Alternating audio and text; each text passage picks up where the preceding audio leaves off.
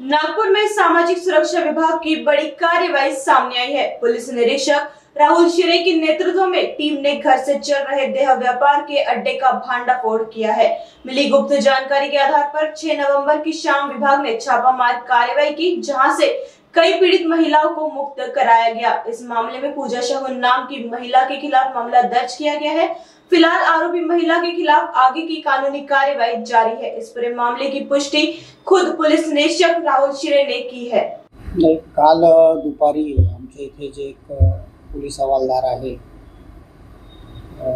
लक्ष्मण म्हणून, त्यांना माहिती मिळाली की भवानी नगर जो भाग आहे त्या भवानी नगरमध्ये नाल्याजवळ एका घरी एक महिला जी आहे, जी आरोपी महिला होती पूजा शाहू, ती आपल्या घरी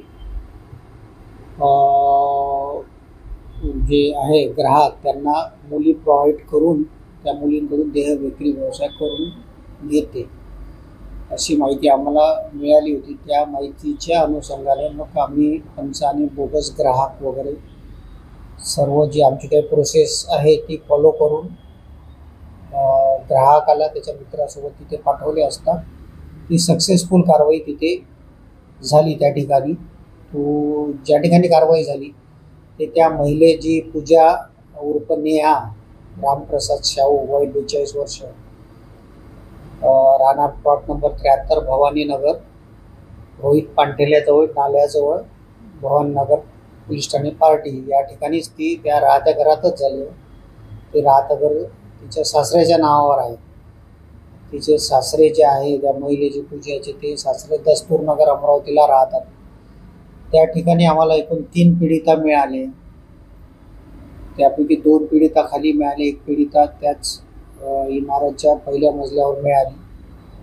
त्या पहिल्या मजल्यावर जी पीडिता मिळाली तिला जो याच्यामध्ये पाहिजे आरोपी आहे द्विवेदी, ऋषभ द्विवेदी यांनी त्याला तिथे बोलावलेलं होतं। अशा प्रकारे त्या 3 पीडित मिळालेल्या आहेत।